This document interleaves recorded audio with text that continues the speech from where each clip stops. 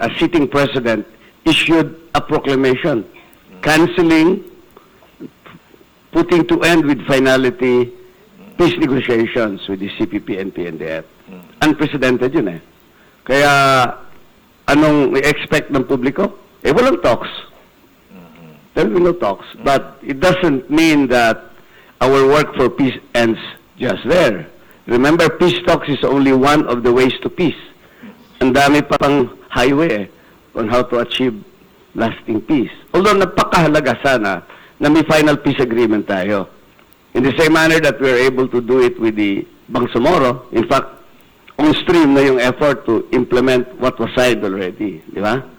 Eh dito sa CPP and PNDF, pag tinanong nyo bakit naman talagang hininto, eh simple man lang ang sagot namin ng Pangulo.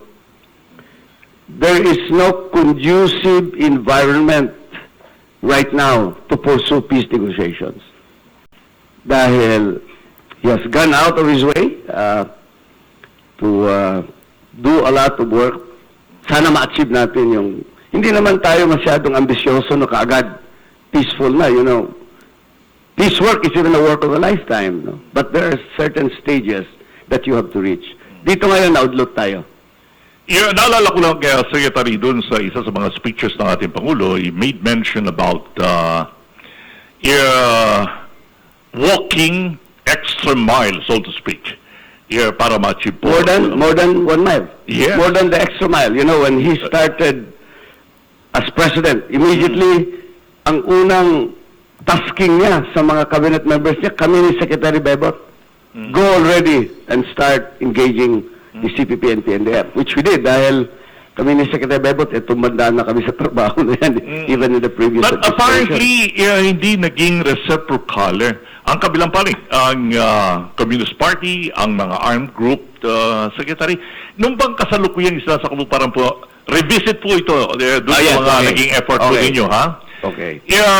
Noong bang kasalukuyan isa sa kabuparan po ninyo ang peace talk sa Netherlands at saka sa Rome, bakit po ang ilang mga armed groups dito ay patuloy pa rin po doon sa kanilang ginagawang activities at pang-ambush?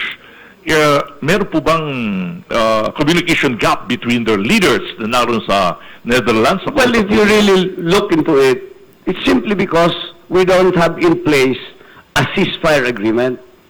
So, walang ano yan. For a while, nagkaroon tayo ng we had a ceasefire, unilateral, pero kinancel yun. Dahil nga may mga insidente, sabi ng Pangulo, cancel na natin yun. Because it is not bilateral. You don't have to go through certain mechanisms. Pero tentative lang yun, na-cancel. And we are actually in a talk and fight mode in the peace negotiation. Ang problema, hindi maganda ang dating kay Presidente. Sabi niya, you know, I went all out of my way. I even invited them to get some members of the cabinet that they nominate to be with us so that yung mga reform agenda na sinasabi ng CPP and PNDF, it being put in actual practice na to the cabinet members that they nominated. He had cancelled, but he had always instructed us, don't stop, continue. Pero dumating sa punto nga na parang ang feeling niya walang reciprocity. Talagang ginawa na niya lahat, trying to, inaamo niya, may mga insidente on the ground. And I think the one that really, so-called, the corny line broke the camel's back was yung ambush na namatayan ng sundalo. Ng baby. Yes, at saka yung baby. At saka sundalo. Tinatanong niya, ano ba, may control pa ba yung mga tao na yan sa mga pwersa nila? Because that is the same question that the public asks of us. You're talking to them, ba't hindi tumatalima? And then, simple man ang sagot ko, wala tayong ceasefire. Kasama yon sa kanilang revolutionary way. And of course, they will not show that they're talking to us. Ako, kuwan ko na lang ito, pinapalabas ko na lang yung parang aking assessment, na when they deal with government, may sariling paninindigan sila. And they don't want to appear as if there are some agreements na nag-capitulate na sila. Because they are still a force to reckon with. That is why, and this is true with the Bangsamoro before. Every time mayroong scheduled negotiations at walang ceasefire, initially, bago pa kami pumunta ng meeting, may atake na to show that they are a force to reckon with and that they're not talking with government. Meron kasi silang deep-seated advocacy that they want to pursue. So just to also show na they're still a force to reckon with.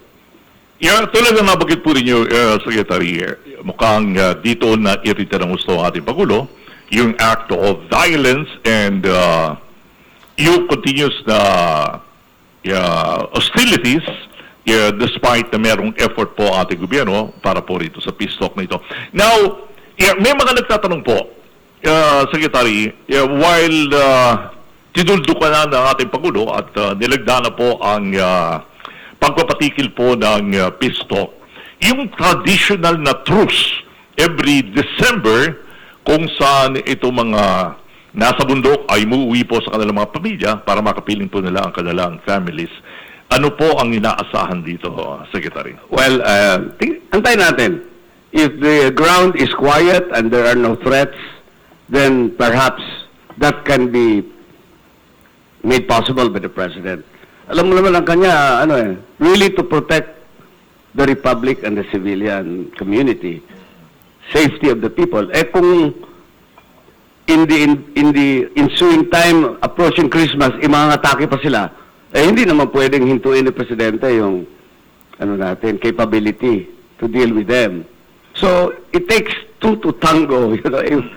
Sabi ko nga, the enabling environment must be there. Whether there's a ceasefire or not, sana naman na habang nag-usap tayo, walang garan. Hindi naman kami nakipag-usap sa inyo, sabi ko sa kabila, na parang in-expect ko na in-surrender kayo. Hindi, you have something you're fighting for many years. Remember, almost half a decade already, 50 years already of conflict. The rebellion is there. So, Secretary, kung magkakaroon man, hypothetical lamang po yung hypothetical. Dahil in few days po ay December na, po.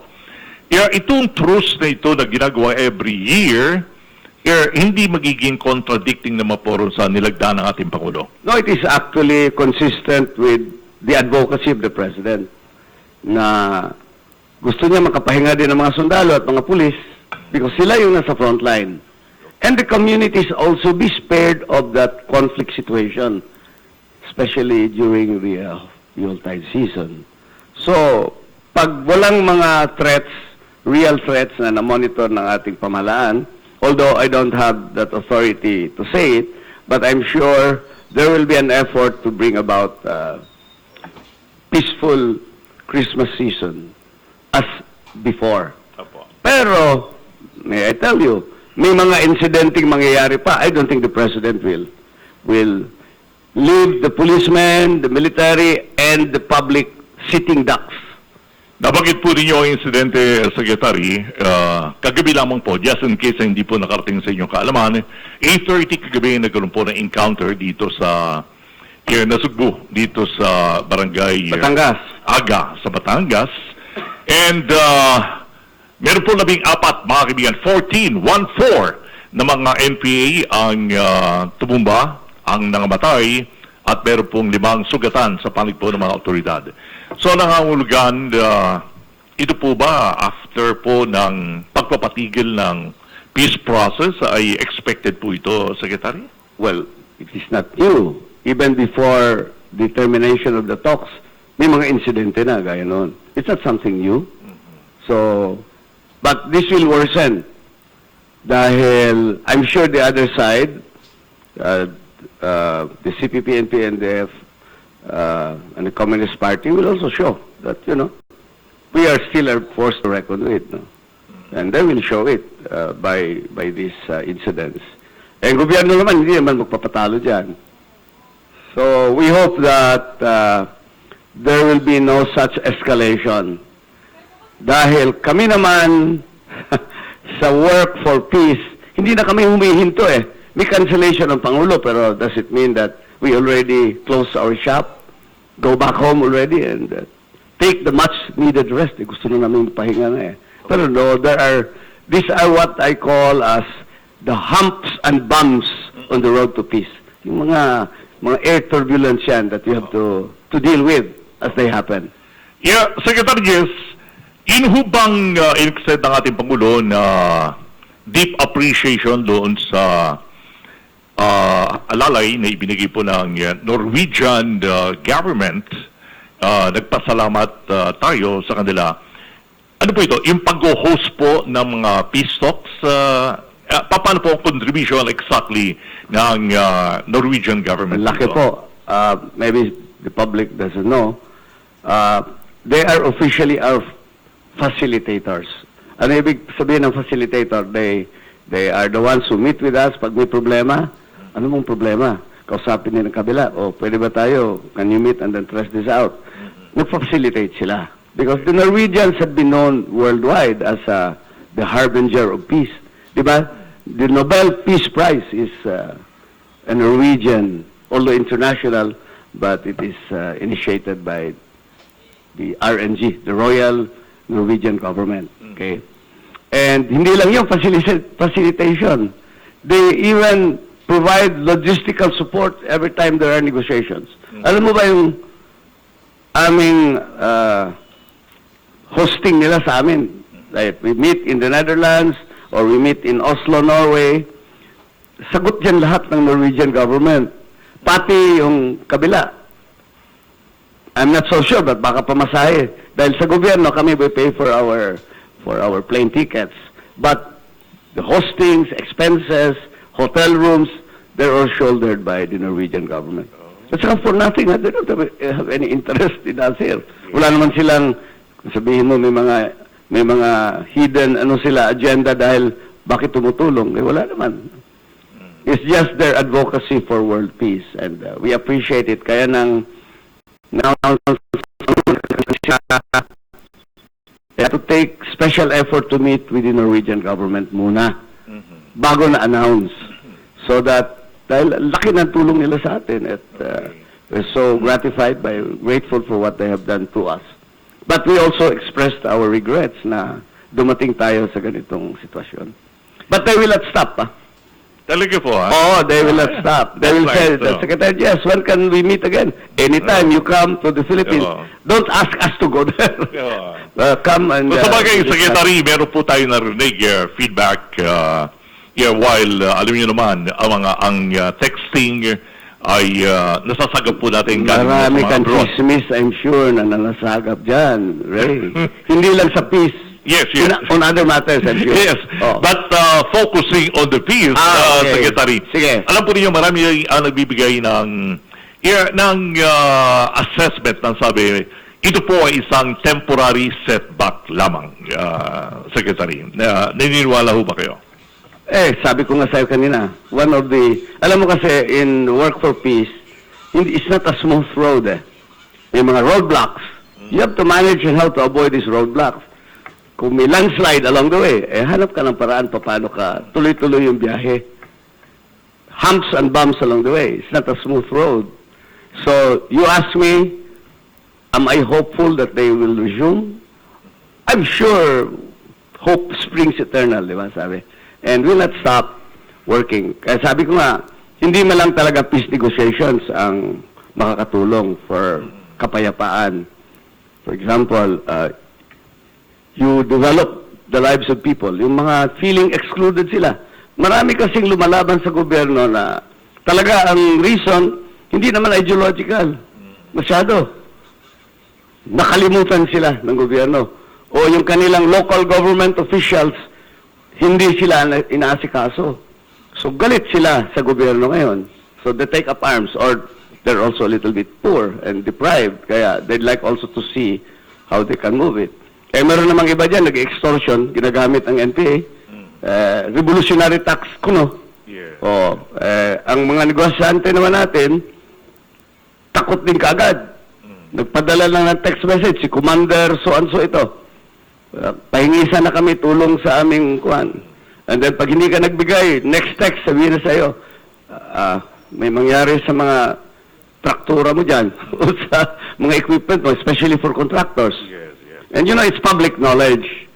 Many of those who are doing projects are giving, whether voluntarily or not, we cannot tell, to support them. So it's another government existing side by side with our Philippine government. Malamang naikwento nyo sa ating Pangulo ang hinggil sa nangyayaring ito sa countryside, lalo na yung na-prepare sa mga negosyante na mag-contribute. Kaya doon sa kanyang very recent mga speeches, mga kaibigan, ay nagbabala na rin ang ating Pangulo doon sa mga negosyante na napipilitang mag-donate na hindi nararapat. Donation pala yan. Tawag nun. Yeah. Pero may mga kumpanya, alam naman natin na talagang they're really supportive of the causa, yung cause ng ating mga revolutionaries. Nagbibigay yan. Oo. Pero pag nagbibigay ka dahil takot kang sunugin yung heavy equipment mo, ultra causa yan, di ba? And you cannot also ask the CPP, NP, and the F at this stage of the negotiation, if it was still ongoing, you give up your revolutionary tax. They will not give that up. Yun ang lifeblood ng kanilang movement, ng kanilang activity. So don't expect also that they will give that up. Perhaps they will give that up at the proper time. Kung makakaroon na tayo ng final peace agreement and we're working on implementation already, baka. Pero mayroon pa talaga diyang mga gangsters dyan na passing off as NPAs na nangihingi dahil mas madaling pera dito eh. Padala ka lang ng Commander X. Nasanay kasi ang mga tao na papadalhan ka lang ng letter. You know, during the time of the height of the NPAs in Davao, that was the 1980s, na sanay ang tao at natakot doon. Every time may letter kang matanggap, bumigay ka sa amin, kung hindi, may mangyari sa iyo. Commander X. Aba, ang mga misis natuto. Nagsulat din sila sa mga philandering husbands. Huminto ka na dyan dahil may mangyari sa iyo. Commander X, humihinto rin yung asawa. Talaga ito, sige, Secretary. Talagang, of you. Pabilo yan, pero totoo yan, ha?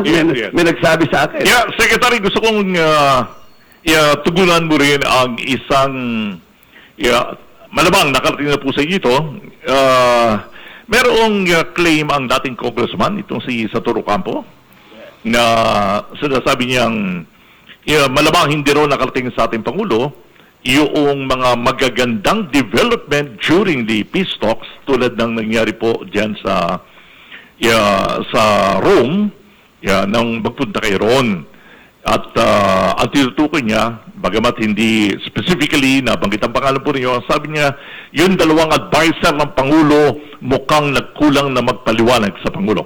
Pasasagot ko sa inyo yan, sabi naman Secretary. We'll be right back, makalipas lang po ng ilang paalala. Stay tuned. Insider Exclusive will be right back. HY Media, DZRJ, ang himpilan ng bawat Pilipino.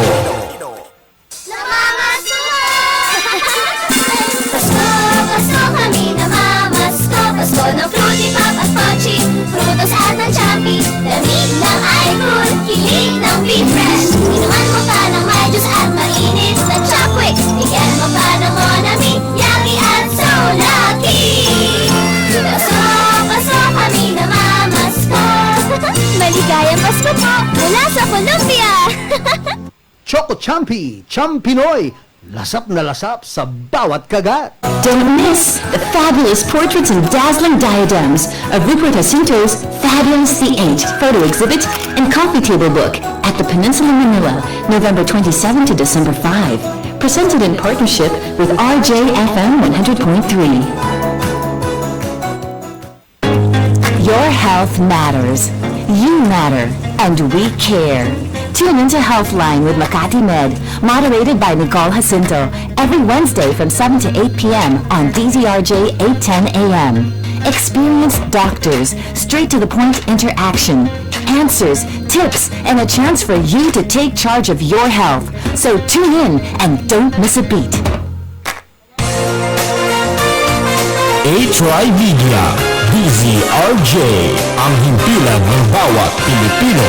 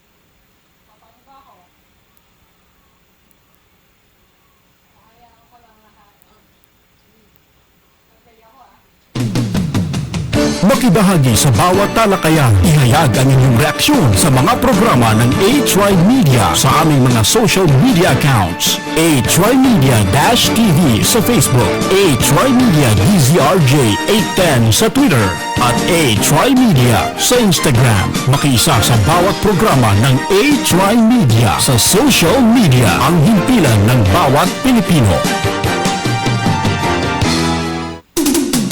Para sa inyong mga sumbong, tumawag sa 8888. Ito ang National Complaint Hotline Number ng pamahalaan. Sumbungan para sa mga korap na opisyal ng gobyerno, mga opisyal na hindi nagtatrabaho ng maayos, maging ang mga tiwangwang at hindi natapos na proyekto ng gobyerno ay maaaring isumbong sa 8888. Isang paalala mula sa DZRJ 810 AM. 8 Media, ang himpilan ng bawat Pilipino. HY Media, DZRJ, ang himpilan ng bawat Pilipino.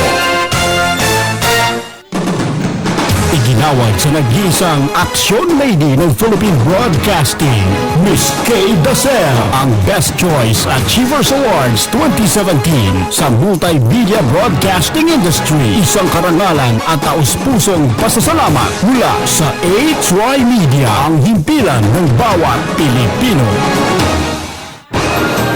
Isang pagbati ng tagumpay sa Litrato Philippines, pinarangalan bilang Most Outstanding Radio Program ng Gawad Sining Short Film Festival 2017. Maraming salamat sa karangalan ito ng HY Media, ang himpilan ng bawat Pilipino. Jacinto Color, steel roofing, you can be sure it's durable. Jacinto Style. Jacinto Color, steel roofing, high quality, good delivery. Check out Jacinto Style and other roofing profiles of Jacinto Color. Guaranteed 5-day delivery. Call 921-4444 or email us admin@jacintocolor.com. Quality, good delivery. Jacinto Style. Or you may text 0917-875-1867. HY Media, DZRJ, ang himpilan ng bawat Pilipino.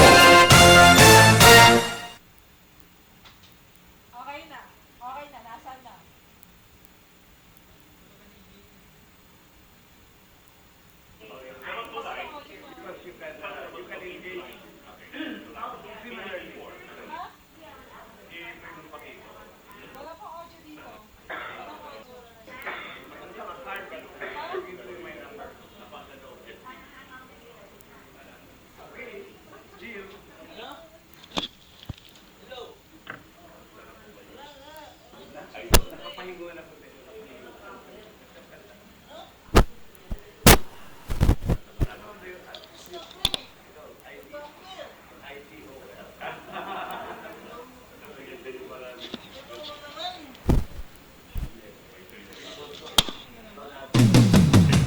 Makibahagi sa bawat talakayan. Ihayag ang inyong reaksyon sa mga programa ng HY Media sa aming mga social media accounts. HY Media-TV sa Facebook, HY Media DZRJ 810 sa Twitter, at HY Media sa Instagram. Makiisa sa bawat programa ng HY Media sa social media, ang himpilan ng We're bawat back once again, Pilipino. mga kaibigan, back to where the action is. Ray Lakit po sa ating insider exclusive Kapihan na napapakinggan po live sa pamamagitan po ng DZRJ 810 kHz sa ating Facebook Live, sa ating YouTube Live, streaming worldwide at PTV4 8 to 9 p.m. every Wednesday. Ipakilala natin, mga kaibigan, ang isa pa nating guest for the day. Ito naman po, mga kaibigan, ay saring Presidential Advisor. Presidential Advisor for Southern Tagalog. Ang tinutukoy ko dito, si Secretary Dennis Hernandez. Welcome po dito sa ating pelantunan, Secretary Dennis. Ay, salamat po ng madami. Apo. And kasama rin po ni Secretary Dennis dito, ang former mayor po ng Tarawan, Batangas, ang presidente po ng Batangas Forum na si Mayor Paquito Lirio. Yeah, welcome po rito sa ating pelantunan. Yeah, Mayor, welcome. Salamat po. Apo. Balikan po natin muna si Secretary Duresa. Kaya may nabiti na katanungan bago tayo... Okay. Ang katanungan ito, Secretary, I just don't wanna give too much importance, pero I guess it's incumbent upon you na marinig po kayo ng publiko na tugunan kung ang description kasi ni former Congressman Satur Ocampo na sabi hindi nakarating sa ating Pangulo ang ganda ng development ng mga peace talks na nangyari in the past na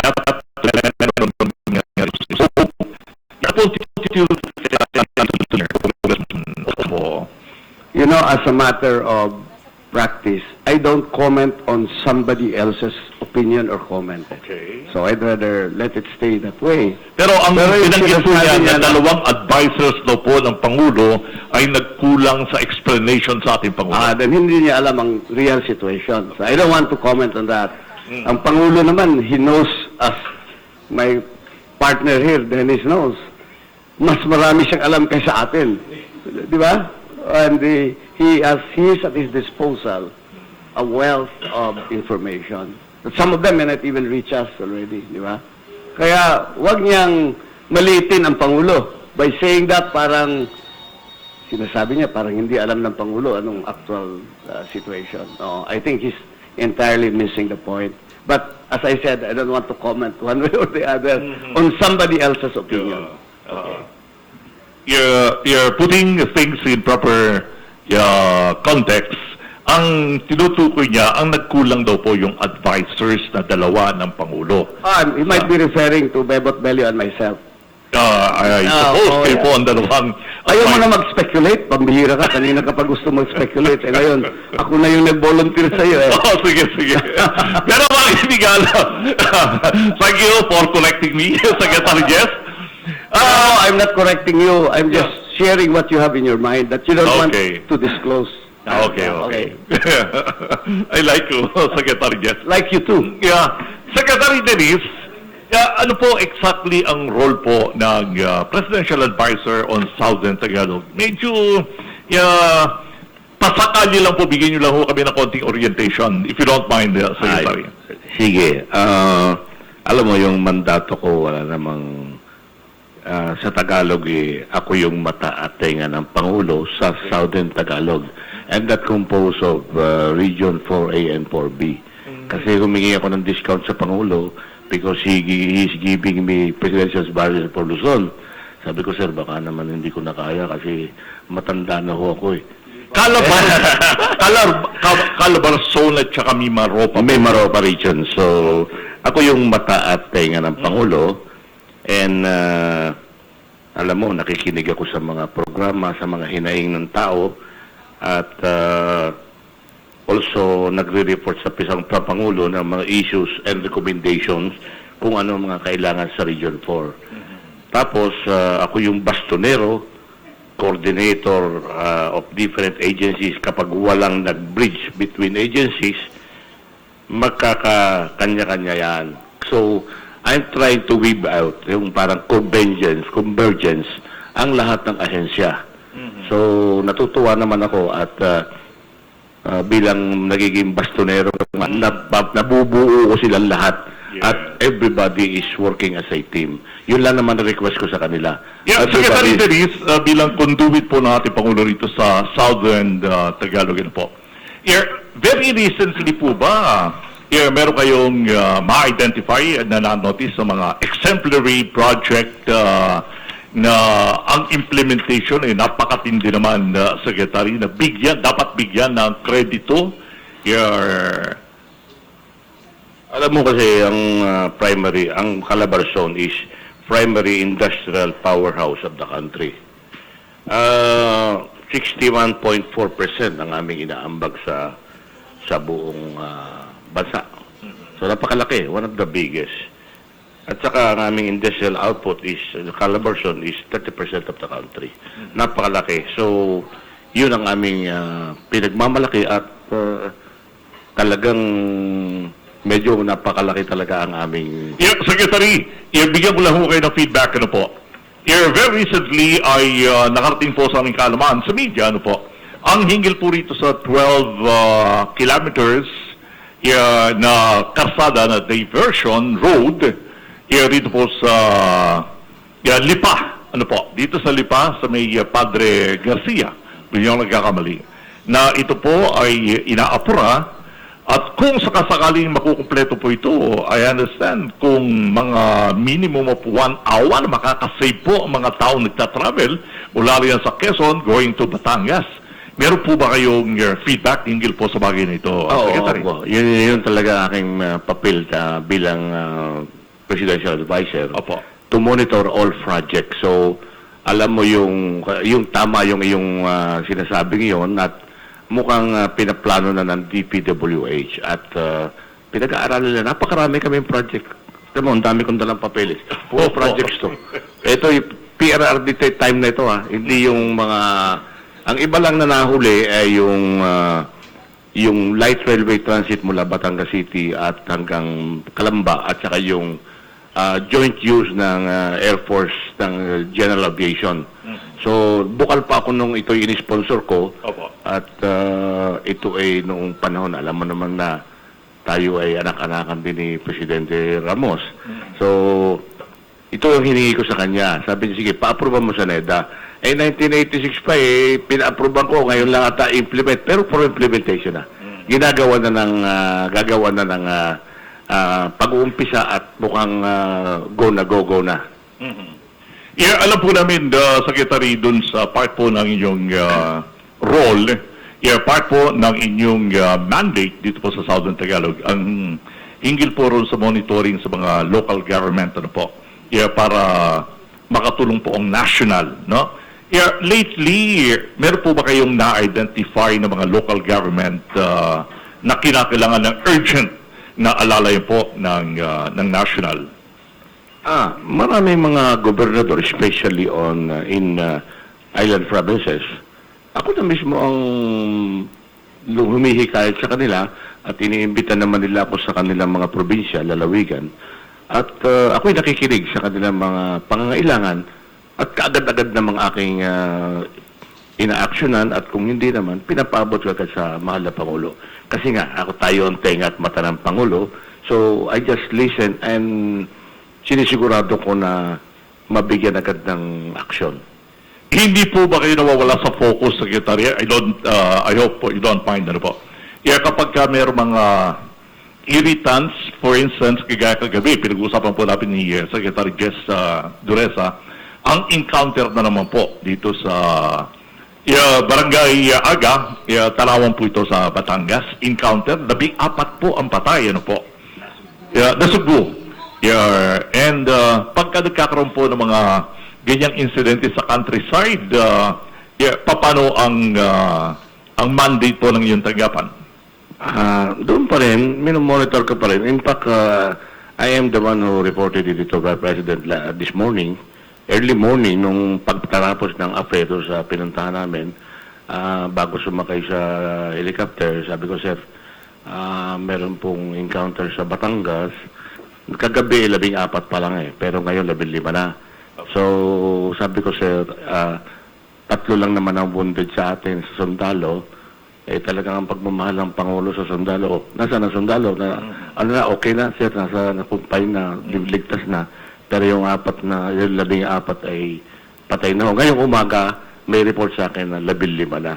Wala naman talaga kung di kayo alam mo naman, wala na yung ideology. Alam na Secretary Dureza yan. Ang tingin ko dito, especially in our province, sa palibot, talagang wala na yung ideology, ulitin ko, talagang purely intelligensya. Pagka hindi makahingi sa mga kontratista, susunugin ang mga di pa paano naman ang ating progreso sa ating bansa at sa lalawigan. So, kinakailangan talaga medyo putulin na. At ang sabi nga ng Pangulo tuloy-tuloy lang. Sabi sa akin kagabi. Yun ang marching order niya. Bakit balikan po natin si Secretary Jess Dureza. Secretary, right after po ng pagpirma ng ating Pangulo at saka pagkaka-announce ng termination po ng nabanggit na peace process po, what would happen dito po sa ilang identified na nasa gobyerno ng ating Pangulong Duterte ng mga identified na mga left. Not to mention, itong sila Commissioner Lisa Massa na nasa anti-poverty. Ito pong si Redon na narito po sa Urban Poor at saka Labor Undersecretary Maglunsod. Ano po ang magiging future po nila? Well, I cannot track everyone's future, partner. Parang, mataas yung expectation na alam ko anong mangyayari. But if you ask me, these guys, the persons you mentioned, are measured not by their so-called ideological leanings, but by the way they perform. So they will be measured, like us also, we will be measured by how we do things as mandated. Kaya for as long as they will continue doing their work, as expected by the President, they will stay. But that is not for me to say. Parang ito, speculative lang itong akin. Alam mo naman, ang Pangulo, sabi niya, ako'y sosyalista din. Di ba? Kung lahat na sosyalista alisin, pati siya alisin mo na rin. But, he always looks at convergence. Everybody comes together, whatever your ideological line is, whatever you do, for as long as you all contribute towards the betterment of the country, he will welcome everyone. Alam namin siya, he even would go himself during the time when he was mayor. Pumupunta pa yun siya sa mga NPA areas at walang bodyguard. Pumapasok siya. That means, hugot sa kanya talaga yung desire niya to help everyone, whether you are in that ideological side or not. Ang kanya lang, huwag niyo lang guluhin ang bansa. Yun lang. Pag ginulo niyo, kalaban ka. Yes, setting aside mga kaibigan, ito pong peace process sa CPP, NDF, NPA. Secretary, I know for a fact na ang iyong tanggapan po ay hindi nakakonfine lamang sa isang issue po.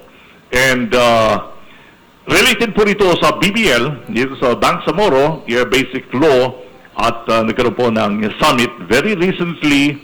Alam po ninyo, nagsalita po ang ating Pangulo na gusto niyang ma-fast track po ang passage nitong BBL sa Kongreso. Pero limitado ang panahon para sa 2017. Hindi raw kakayanin tapusin ito. Ano po reaction po niyo ron, Secretary? Ultimately, the final arbiter of how the final configuration of the BBL will be, when it will be passed, this is all left to Congress.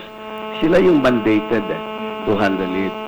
And so, but the President expressed very strongly, gusto kong ma-fast track agad ito. But we are approaching December already. End of the year na. And sinabi na ibang mga senador, hindi naman sila nag-uupo sa BBL, which is good, but they say the timetable might be a little tight. And so we leave that to them because they're the ones who are handling the issue ng BBL. But ang Pangulo talaga, as you know, ang sabi niya talaga, we cannot have sustainable peace in Mindanao and throughout the country if we do not address the historical injustice suffered by the Moro. Kasi ako, may Moro blood ako, sabi niya. So, yan ang talagang niya, hinaing niya at gusto niyang mangyari. But as to the timelines, well, it will depend really on how Congress is going to handle this. Offhand, Secretary, nabanggit po ng ilang mga senators na medyo meron na mga gray areas, mga critical na dapat talagang busisiin at saka debatihin ng gusto rito po sa Kongreso. Dapat naman. Yes, you know why? Because Congress will have to measure it in terms of constitutionality, in terms of inclusivity. Hindi pwedeng yung BBL na yan para sa isang faction lang, para sa MILF lang. Sinabi nga ng MILF, Kagi Murad, Chairman, this is not for us only, MILF. This is for the MNLF also, these are for the Lumads, these are all for the Christians in Mindanao. And they'd like to see an inclusive law. So, that will be the measure, that will be the standard. Kung sabagay doon sa pagdalo ng dating Supreme Court Chief Justice Davide rito sa MBC, dito sa business group sa Metro Manila, specifically nabanggit niya na dapat makapasa na kagad ito bago mag-switch at i-discuss exactly itong federalism. Kaya sapagkat ito ang magiging susi, kumbaga ito ang magbibigay ng pivot para leading to the federalism. Yung BBL na yan is hoping to entrench a federal state for the Bangsamoro. So, it will be even a precursor to the federalism nationwide. Kasi pag na-craft na natin yan, in place na, and then we move towards federalism, yung Bangsamoro territory na yan, within the BBL's coverage, will already be the Bangsamoro federal state as conceived. Ayan, ang nakalimutan kong sabihin, and that is very important, you know why Congress will have to really hear and really deliberate? Because Congress must pass also a legislation that is acceptable to the public. Kasi pag pinasa mo yung BBL na yan at may mga doubts pa at walang total support from the public, pagdating sa plebisito yan, talo yan. I mean, we have seen this happen in other countries, in Colombia, for example. That's why we are not only engaging what I refer to as the small table. Yung NPA, isang small table lang yan. Yung Bangsamoro, small table. We have also at OPAP to engage the bigger table. Because maski pa nagkapirmahan kayo ng 1,000 agreement, pag hindi yan acceptable ng taong bayan, wala pa rin mangyari. At magugulo lang ang resulta. Yeah, balikan natin once again si Secretary Dennis. Secretary Dennis, matanong ko lang ho kung nakarating po sa inyong kaalaman, very recently, meron isang malakas na pagsabog po rito sa may area po ng Calauan, Quezon. Yeah, and apparently, doon sa feedback na tinanggap po ng media, namin ito po ay isang treasure hunting na nangyayari doon sa paghuhukay nila rito sa may Calauan. Ano po ang feedback na tinanggap ng iyong tanggapan? Hinggil po riyan. Mabuti naman at walang nasaktan doon po sa... Nagulat po ang isang buong community doon sa pagsabog na yan. Alam mo, mahirap yan kasi private yan eh. Private property yan. So, hindi natin po pwedeng basta-basta yan mapapagbawalan. Hindi katulad ng talagang government land na they have to abide with the rules and regulation of the DNR. So, medyo mahirap yung tanong mong yan kasi privado yan. Oo, privado yung pinutukang sinasabi mo. Dahil pa-imbestiga ko na yun. Napatingnan ko yan sa kay PD Armamento. Yeah, nabagit ko lang ho sa inyo yan, Secretary, dahil alam mo ninyo, usong-uso po yung mga paghuhukay po ng mga tunnel-tunnel. Hindi naman siguro kailangan sa inyo, nakarating na po sa inyo yung ibang mga modus na nagagamit po ang hukayan, nagagamit ang treasure hunting, but kapag may kalapit na bangko, doon pala lumulusot yung mga tunnel na yan. Ito yung thermite gun kung tawagin, Secretary. Siguro naman doon sa area yun, I hope walang ganyan similar na senaryo. Primary, meron din naman mga pangilan-gilan, pero alam mo sa Batangas hindi ka lulusot pagka sa amin yung mga balasubas hinahambalos Alam mo, ang ibig ko sabihin nun ay pagka loko, hindi ka kukupin ng taga Batangas. Lalo pa yung mga kriminal, kagaya ng binanggit mo kanina, balik tayo sandali, na hindi naman ideology, kung hindi talagang panghihigay lamang sa mga businessman, kaya wala mangyayari kung pababayaan natin. Kaya sa Batangas, you watch, hindi masyado makapenetrate ang MPA sa Batangas, sa buong Southern Tagalog. Pinagmamalaki ko yan. At sabi nga ni Presidente kagabi, go ahead, keep on. Alam nyo na kung anong kung makadisgrasya yung ating mga kasundalahan, ako ang bahala sa bail. Ako ang bahala. Talagang he's very supportive. Nakabiting niyo pala ang ating Pangulo kagabi doon sa birthday ni Fred Lim ng PAGCOR. Opo. Magkasama po kami at tayo po yung welcoming party. Nung depart, siyempre tayo rin ang depart. So yun, nasabi ko ngayon yung sinasabi mo tungkol doon sa 14, ngayon 15 na, nalaman niya kaagad. Kaya sabi niya, nagtagal ang usapan namin. medyo it takes couple of minutes. Yes. So, binigyan niya ng marching order, pati yung mga sulcom, pinagtabi-tabi namin doon. No? So, yun, okay naman. Hindi yung basta Batangas yun. Medyo, ang Batanggenyo hindi nasama sa kriminal eh. So, happy birthday once again as a chairman po ng PACORD, si Ginoong Fred Lim. And kay Mr. Paquito, kay Mayor Paquito. Sa inyo ko lang ho itatanong ito, Mr. Paquito, dahil meron po kayong tinatawag na Batangas Forum at ito po ay concern ng mga mamamayan po na Batangas. Ano po? Doon sa mga negosyante po sa inyo, may feedback po ako na meron din po silang na-raise na feedback doon sa grupo ng mga hog racers. Yun daw pong presence ng mga frozen pork dito sa inyo sa Batangas, kinaalarman nila, pero hindi naman talaga mataas ang alarming, pero i-feedback na rin po sa inyo kung ano po ang pwede yung ma-action this early dahil baka ito po maging cost na po ng increase ng prices sa mga pork, lalo na ngayong papasok ang Christmas. Wala po akong masyadong maliwanag na balita tungkol dyan sa frozen pork na yung nababalita niya. Pagka binanggit po ng frozen pork, at tinutukoy na ito mga imported items. Mga imported, I suppose. Opo. Ngunit sa Batangas po, yan ang pinanggagalingan ng isa sa pinakamaraming karning baka, karning baboy, manok at lahat. We supply the Greater Manila area. Malaking porsyento po. At hindi po papayag ang pamahalaan panlalawigan na ang mga frozen pork ay makasira sa ating hanap buhay ng mga Batanggenyo. Kaya po, kung may nakakapasok siguro pang konti-konti, baka hindi po naman sa Batangas dumadaan lahat yan.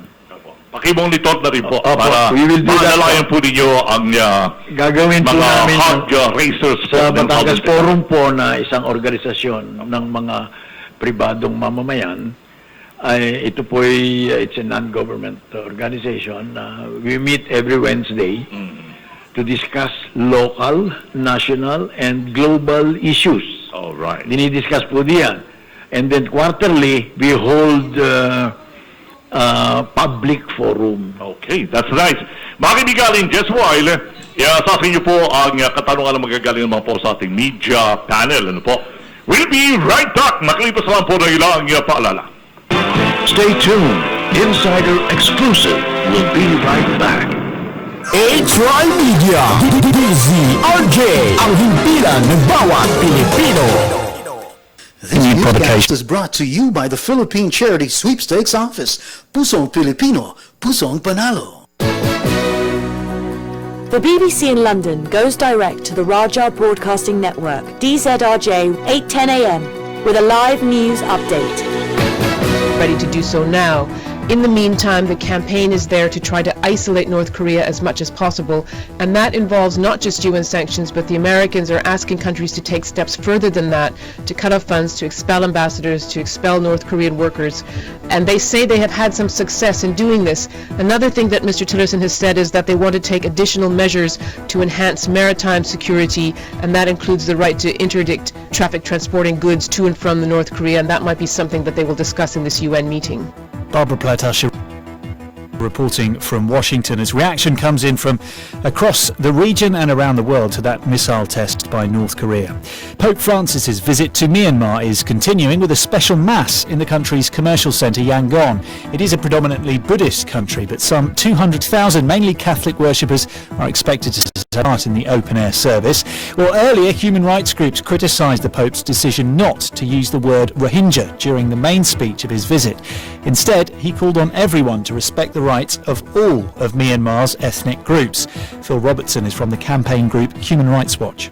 This was an opportunity to say the word that they don't want to have said because they are fully committed to a mission of denying the identity of the Rohingya. You know, it's unconscionable and it's unfair and it's discriminatory, and frankly, it was a golden opportunity missed. Well, joining us from Myanmar is our correspondent Jonathan Head. And Jonathan, the focus so far very much on that speech and whether the Pope would or wouldn't say the word Rohingya, but this mass is his next engagement. How closely watched will that be and how well attended is it? It's reasonably well attended. I'm just standing next to the crowd here. We've seen the Pope go around in his classic sort of Pope-mobile tour. They've made lanes between the crowd. The numbers aren't what they expected. That newscast was brought to you by the Philippine Charity Sweepstakes Office. Pusong Pilipino, Pusong Panalo. Bahay, tibay, ang bilis ilagay. Isang araw lang siya, may bahay ka na. Jacinto Steel Bahay Tibay Stormproof Steel Houses. May lupa ka, isang araw lang, may bahay ka na. For as low as 145,000 pesos only. Bumagyo man o lumindol o bumaha, basta may lupa ka.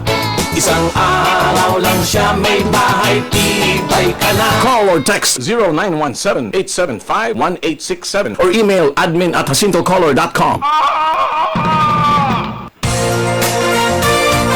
A-Try Media welcomes you to Insider Exclusive.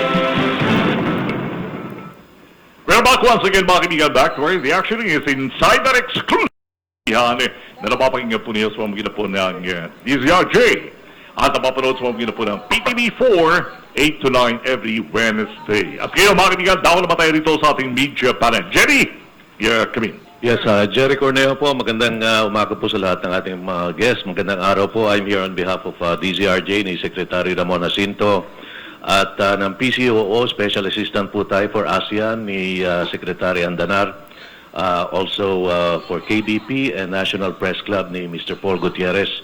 At ang tanong ko po ay kay Secretary Jess Duresa. Inabot po ng 21 years ang peace talks ng North and South Vietnam. 28 years po ang East and West Berlin. Tayo po ay half a century na. Wala pang nangyayari. I mean, may nangyayari na pero parang hindi po talaga matuloy-tuloy yan. And sabi po ng mga iba, siyempre, dalawang side yan. Sabi hindi sinserong gobyerno. Pero ngayon po na palagay ko po talagang sincero ng gobyerno, binibigyan na po sila lahat ng puwang para po magkaroon ng peace talk. Mukhang ayaw po yata talaga magkaroon ng kapayapaan ng CPP-NPA sapagkat humihingi po sila ng mga impossible demands. Ano po ang comment nyo rito? Sana po ay makita po natin during the term of our President Duterte magkaroon po ng kapayapaan. Sir. Jerry, before I say that, I'd like to share to the public what I told you earlier, off camera.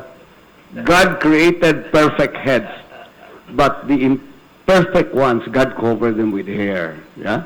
So yun, perfect yung kanya. Anyway, going back to your question, alam mo naman ang trabaho to attain sustainable peace. There are no limits to it, pero gusto nating matapos agad as early as possible. I call it a journey for peace by peace. Diba? One step at a time.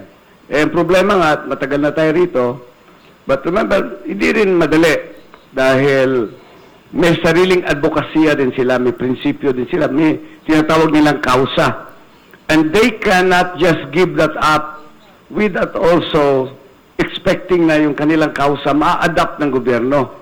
Ang problema, yung kanilang kausa na gusto na nilang ma-adapt ng gobyerno, mukhang hindi acceptable din sa mainstream. Diba? So, that is our problem right now. But it doesn't mean that tapos na tayo. We should continue working for peace through peace negotiations, which is very important, peace agreements. Ang problema nga lang ng peace agreement is, nagkapirmahan na kayo ng peace agreement, but don't forget, there is the bigger challenge already when agreements are signed. When agreements are signed, mataas ang expectation. At hindi mo kaagad ma-implement, like what happened with the BBL, the Nur-Miswari Agreement of 1996. Ilang taon na yun. Tagal na. The first agreement was signed in Tripoli, Libya in 1976, panahon pa ni former President Marcos. But right now, we're still agonizing over it. So, baka akala ng iba na may parang switch ba ng kuryente? Pag on mo ng switch, ilaw na. Pag off mo, hindi ho. So, we need convergence dahil we cannot also expect the other side to capitulate na parang susurrender na sa gobyerno. Hindi rin eh. They will lose face also. So, government must come up what I always refer to as a convergence of these big gaps. Kung pwede, if we can bring together a little bit closer, itong diferensya natin sa kanila at sa atin. If we can find a common convergence ground, then we can already move forward. Sa ngayon, so far, we have moved closely, but there is yet no convergence. But we have moved further. Tama yung sabi ni CPP-NP. There were progress. We cannot deny that in the negotiations so far. We reached the farthest, naging fourth round na tayo, ever in the previous negotiations. Ngayon ang pinakamalayo. Ito'y umabot na ng 50 years since 1969. Lingering, ha? At least yung effort ngayon almost there. Almost there. Thank you, sir. We will not stop, however. We'll continue working on it. Yeah, meron tayong text message dito, Secretary Dennis. If you don't mind, feedback lang po.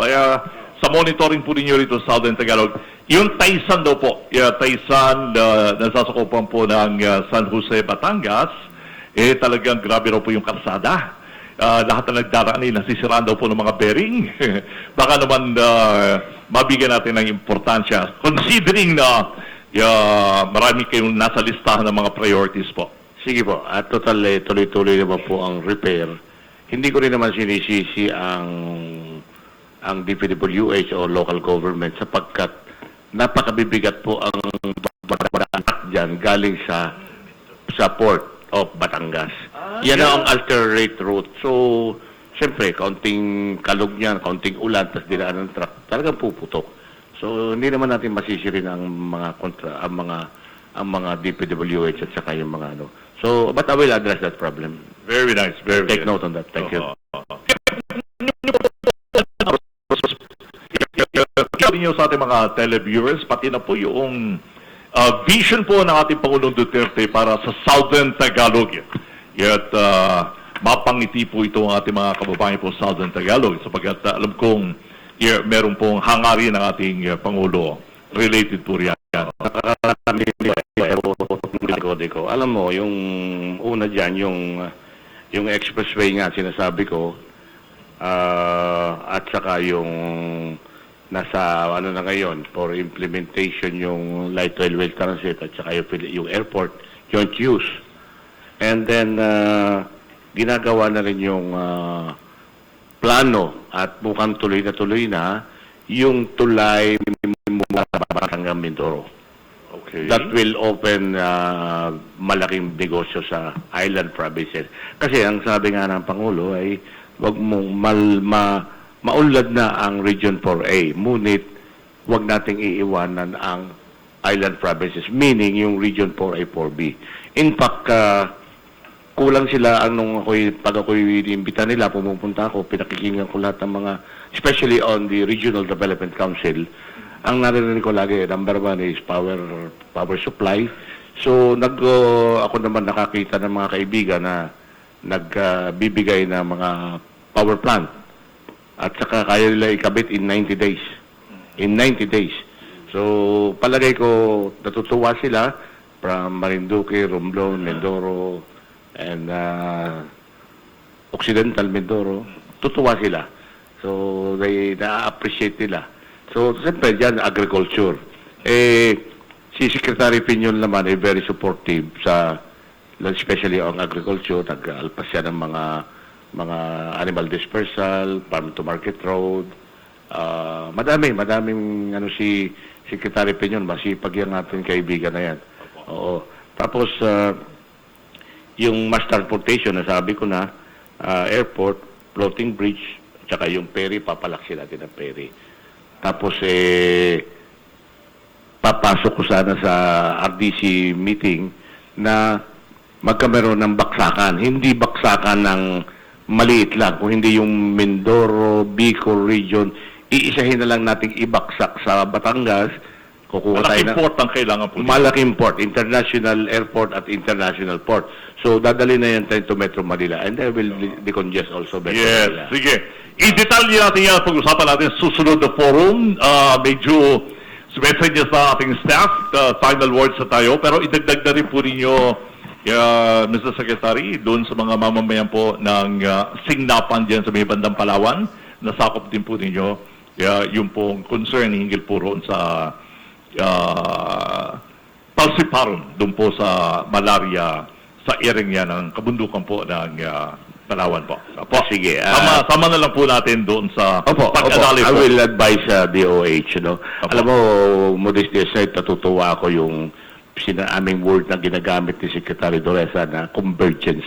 I want everybody, kaya nga akong bastonero eh. Kaya everybody is really working, lahat ng regional directors. So, convergent, working as a team toward the direction of the President. Okay. Maganda.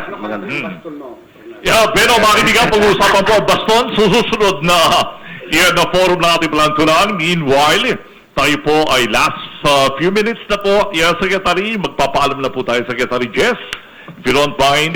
Goodbye, Ray. I'm very grateful, mga kaibigan. Medyo binrasok lang ho si Secretary Jess despite of his schedules ay naparating po natin dito at I appreciate that. Pag hindi ako sumipot, baka matukhan mo ako. At ngayon, Secretary Dennis, Southern Tagalog, closing na po tayo, Secretary, sapagkat naipit po kayo sa traffic. I know that. Kaya kami sa RDC meeting. RDC meeting importante diyan eh. So pinasama ko na ngayon yung traffic management. Kaya inimbita ko yung LTO at saka mga DPWH para ma-address, especially yung mga poste sa gitna ng karsada, ng widening na marami nang namamatay. Kahapon nasa Cavite ako, may nabangga na naman doon sa gitna ng poste na naiiwan sa gitna ng karsada. Ay talagang grabe. Nung isang araw, di ba, yung sa Rizal, 36 ang patay. Sa Cavite, 5. Dapat talaga address to. At pinapa-address ko. Sabi ko, I'm just giving you up to March. Tapusin nyo to. Huwag nyo nang intayin si Presidente pa ang magpatawag sa inyo. Alright. Dali mo mga kanigang Secretary Dennis Hernandez, ulimat magaling ay nakahabol din sa ating pelantunan. Si Mayor Paquito, magkuklosing na po tayo. My apologies at hindi natin masyado na-expand po ang Batangas Forum, but next forum po sa ating Insider Exclusive ay bibigyan po namin kayo ng pagpapahalaga. Marami po salamat. And with that, sakalo pa rin po mga kaibigan ng ating video panel. And don't forget, convergence, experience better with convergence. Okay?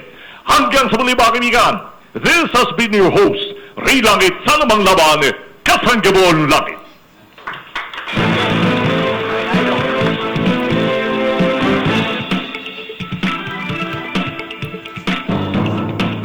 HY Media, DZRJ, ang himpilan ng bawat Pilipino. This time check is brought to you by Colombia.